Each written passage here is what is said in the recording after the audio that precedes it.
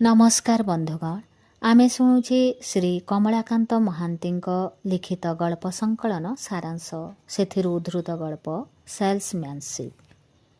ओजनटा जेने जान निश्चिंते निद्रा जान। सेदिन दक्षिणेश्वर रेल स्टेशन सियालदा फेरिबा पई अपेक्षारत यात्री मानकु सुस्वास्थ्यर ए घोषणा जी शुणाउथिले से जणे वयस्क भद्र व्यक्ति। प्लाटफर्मर निम्न भूमि अवस्थित टिकट घर टिकट काटी प्राय 30टी पाहाच चढ़ी प्लाटफर्म पहुँचवा बेलू अमर क्लांत शरीर बसवाई टिके जगह खोजुला। सेदिन पहिला बैशाख। कलिकतार हजार हजार यात्री सेदिन रुंड होइथिले दक्षिणेश्वर काली मंदिर रे नववर्षरे मार आशीर्वाद पाई। रेल स्टेशन असंभव भीड़। से बोध हुए बसवाकू जागा पाइब नाही ए आशंका ता मनरे जमाट बांधुवा बेले हठात से आविष्कार कला ओजन जेने जान घोषक एवं तांको बाँ पाखरे बसिथिबा युवक मझिरे थिबा टिके फांका जागा। से भाविला एठी हुए तो बसी हुंता। सते अबा ता मन कथा बुझी घोषक जनक टिके घुंची गले। से पथर बेंचरे बसु बसु तांको मने मने धन्यवाद देला अमर। गाड़ी आसवाकू आहुरी प्राय अध घंटा बाकी। ओजनटा जेने जान। प्यांट सार्ट पिंधा 4 जण भद्र व्यक्ति जणे स्त्री लोक सहित सेई बाटे चलीगले। सेमानक मध्यरु 2 जण खूब मोटा बुझी होउतला। उच्चता तुलन सेमानक ओजन यथेष्ट बेसी। आपण एमानकू ओजन हेवा पई डाकू नाहांती काहेकि? इमती अनासक्त भावरे ओजन नेबाकू खाली डाकिले केही कण आपणक पाखकू आसिबे? वयस्क व्यक्ति जनक अमर आड़को अनैले। ना बाबू, काहारिको डाकी काहार अनुकंपार पात्र हेबा मोर दरकार नाही।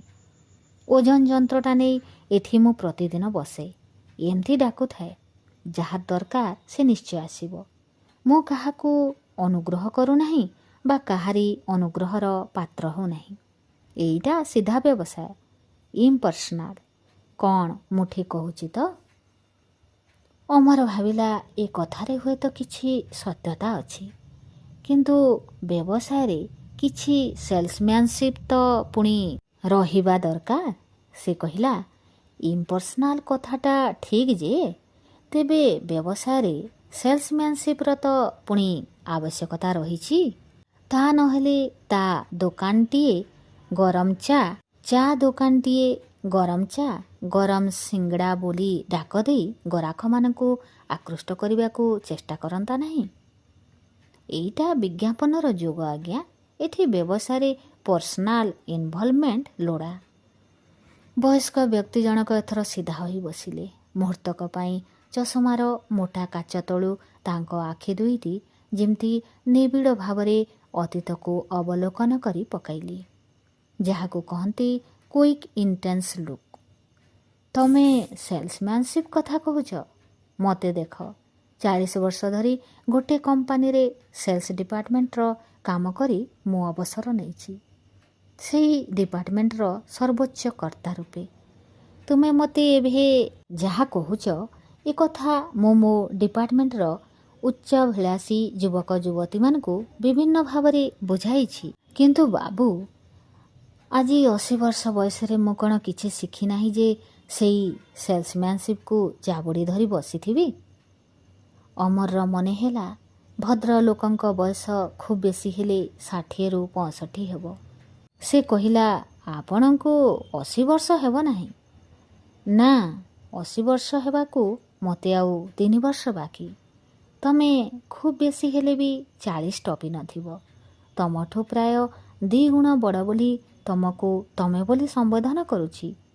मो एते सुस्थ देखा जाउछि बोली मो बयस जे कम से कथा आदो ठीक नुहे। भद्र लोक कही चलले। एई पाखरे तांको घर, घरे तांको पुओ बोहू नाती नातुणी। 2 बेला खाइबारे असुविधा नाही। चा सह खबर कागज पढ़ी सकालटा कटे। प्रतिदिन अपराह्नर 2-3 घंटा एठी बसी से लोकंक ओजन नियंती। ଯାହା ପଇସା ମିଳେ ସେଥିରେ ବନ୍ଧୁମାନଙ୍କ ସହ ସନ୍ଧ୍ୟାରେ ଚା ପାନ ଓ ଅନ୍ୟ କିଛି ପତ୍ରପତ୍ରିକା କିଣନ୍ତି। ଏତିକି ତାଙ୍କର ଆବଶ୍ୟକତା। ଏ ପରିଣତ ବୟସରେ ଏହା ତାଙ୍କ ପାଇଁ ଶ୍ରମର ମର୍ଯ୍ୟାଦା ମଧ୍ୟ। ସ୍ୱଗତୋକ୍ତି କଲାଭଳି ସେ କହି ଉଠିଲେ, ଆଜିକାଲି ଶ୍ରମର ମର୍ଯ୍ୟାଦା କଥା ବୁଝୁଛି କିଏ? ବୃଦ୍ଧ କହ, ଯୁବକ କୁହ, ସବୁରି ମୁହଁରେ ଯେମିତି ଗୋଟେ ହତାଶାର ଛାଇ। ସମସ୍ତେ ଯେମିତି ଫ୍ରଷ୍ଟ୍ରେସନର ଶିକାର। କିନ୍ତୁ ପରିତାପର କଥାଟି କ'ଣ ଜାଣ ତ? କୌଣସି ବ୍ୟାଧି ଆସିବା ଆଗରୁ, ସେ ସାମାଜିକ ବ୍ୟାଧି ହେଉ ବା ରାଜନୈତିକ ବ୍ୟାଧି ହେଉ, ତାର ପ୍ରତିକାର ଈଶ୍ୱର ଆମମାନଙ୍କୁ ଜଣାଇ ଦିଅନ୍ତି ମହାପୁରୁଷମାନଙ୍କ ମାଧ୍ୟମରେ।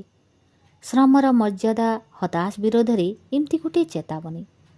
ତାଙ୍କୁ ସମର୍ଥନ କରି ଅମର କହି ଉଠିଲା, ଆପଣ ଠିକ୍ କହୁଛନ୍ତି। ପ୍ରାୟ 250 ବର୍ଷ ପୂର୍ବେ ଶ୍ରମର ମର୍ଯ୍ୟାଦା କଥା ଜର୍ଜ ୱାସିଂଟନ ଶିଖେଇଥିଲେ ଆମେରିକାରେ। ମହାତ୍ମା ଗାନ୍ଧୀ ବି ଆମକୁ ଠିକ୍ ସେହି କଥା କହିଗଲେ। କିନ୍ତୁ ଆମେ ଶିଖିଲୁ ବା କ'ଣ? ନା, ସମସ୍ତେ ଶିଖିନାହାନ୍ତି କହିଲେ ଭୁଲ ହେବ। ସେ କହିଲେ, ପ୍ରାୟ 3 ଦଶନ୍ଧି ତଳର ଆମେରିକା ଅନୁଭୂତି। ମୁଁ ଦେଖିଛି ସେଠି ଲୋକମାନେ ଶ୍ରମ ପରିଶ୍ରମକୁ ଠିକ୍ ମର୍ଯ୍ୟାଦା ଦିଅନ୍ତି। ସେଠି ଯେ ହତାଶା ଫ୍ରଷ୍ଟ୍ରେସନ ଆଦୌ ନାହିଁ ତାହା କହିଲେ ଭୁଲ ହେବ। କିନ୍ତୁ ହତାଶା ତୁଳନାରେ ଶ୍ରମକୁ ମର୍ଯ୍ୟାଦା ଦେଉଥିବା ଲୋକଙ୍କ ସଂଖ୍ୟା ଅନେକ ବେଶୀ। ଚାକିରିରୁ ଅବସର ନେବା ପରେ ମୁଁ ଗୋଟିଏ ସମାଜ କଲ୍ୟାଣ ଅନୁଷ୍ଠାନରେ କାମ କରିଛି ପ୍ରାୟ 5 ବର୍ଷ। ସେ ସମୟରେ ଭାରତର ବହୁ ଛୋଟ ଛୋଟ ସହର, ବହୁ ଗାଁ ଗଣ୍ଡାରେ ବୁଲିବାର ସୁଯୋଗ ପାଇଛି। ନିଜକୁ ଗାନ୍ଧୀବାଦୀ କହୁଥିବା ବହୁ ଲୋକଙ୍କ ସହ ମୋର ଆଳାପ ହୋଇଛି।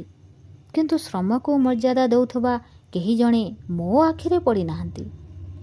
ଆମେରିକାରେ କିନ୍ତୁ ନିଜକୁ କେହି ୱାସିଂଟନବାଦୀ ବୋଲି ଜାହିର କରେ ନାହିଁ। ସେହି ୱାସିଂଟନବାଦୀ କେହି ନାହାନ୍ତି। କିନ୍ତୁ ଶ୍ରମକୁ ମର୍ଯ୍ୟାଦା ଦେଉଥିବା ଲୋକ ସେଠି ଭର୍ତ୍ତି। ଏହାର କାରଣ କ'ଣ ହୋଇପାରେ? ପଚାରିଲା ଅମର। ମୋ ଆଖିକୁ ଯେଉଁ କାରଣ ଦେଖାଯାଏ ତାହା ପୂରାପୂରି ଫିଲୋସଫିକାଲ।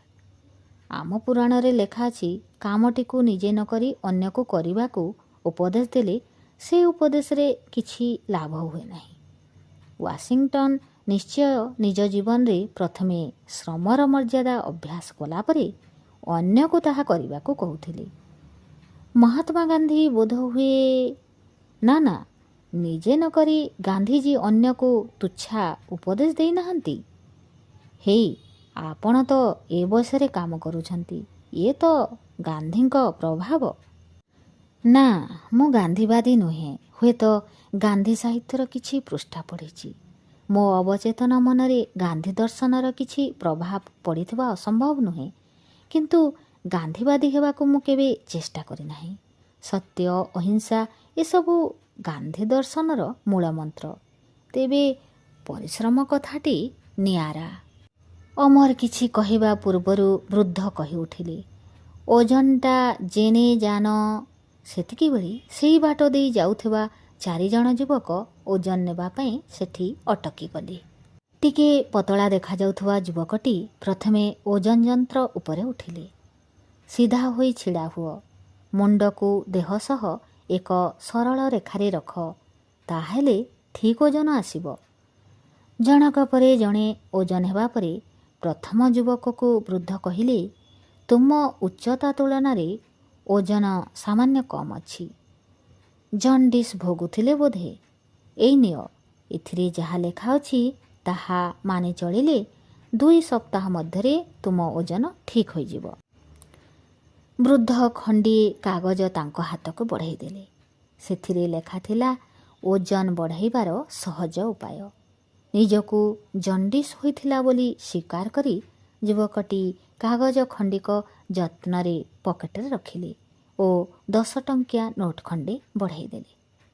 4 ଜଣଙ୍କ ଓଜନ ବାବଦକୁ 4 ଟଙ୍କା କାଟି ନେଇ ବୃଦ୍ଧ ତାଙ୍କୁ ଫେରାଇ ଦେଲେ 6 ଟଙ୍କା। ଏବେ ମୁଁ ଉଠୁଛି। ସମୟ ହୋଇଗଲାଣି। 15 ଟଙ୍କା ଉପାର୍ଜନ ବି ହେଇଛି। ଏଥିରେ ବନ୍ଧୁମାନଙ୍କ ସହ 2-3 କପ୍ ଚା ପିଇ ହେବ। ଦରକାର ହେଲେ ମ୍ୟାଗାଜିନ୍ ଖଣ୍ଡେ ବି କିଣି ହେବ। ଓଜନ ଯନ୍ତ୍ରଟି ଧରି ସେ ଉଠିଲେ। ତାଙ୍କୁ ପରାମର୍ଶ ଦେବା ଭଳି ଅମର କହିଲା, ଆଉ କିଛି ସମୟ ବସିଲେ ସେ ଆଉ 10 ଟଙ୍କା କମାଇ ପାରିବେ। ନା, ସେଇ ଟଙ୍କା ତାଙ୍କ ଦରକାର ନାହିଁ। ମୁଁ ସେଲ୍ସମ୍ୟାନସିପ୍ କରୁନାହିଁ। ଯାହା କରୁଛି ତାହା ହେଉଛି ସତ୍ଶ୍ରମ। ମୋତେ ପୁଣି ମୋ ସ୍ୱାସ୍ଥ୍ୟ ପ୍ରତି ଦୃଷ୍ଟି ଦେବାକୁ ହେବ। ବୟସ ତ କମ୍ ନୁହେଁ, 80 ଧରିଲା। 2 ପାଦ ଯାଇଛନ୍ତି କି ନାହିଁ ସେପଟରୁ ଆସୁଥିବା 2 ଜଣ ଭିକାରୀଙ୍କୁ ଦେଖି ସେ ଅଟକିଗଲେ। ପକେଟରୁ 2ଟି ଟଙ୍କା କାଢ଼ି 2 ଜଣଙ୍କ ହାତରେ ଦେଇ ସେ ଅମରକୁ ଅନେଇ କହିଲେ, ଏମାନେ ବି ଶ୍ରମ କରୁଛନ୍ତି। ଏମାନେ ହତାଶା ବା ଫ୍ରଷ୍ଟ୍ରେସନର ଶିକାର ନୁହନ୍ତି।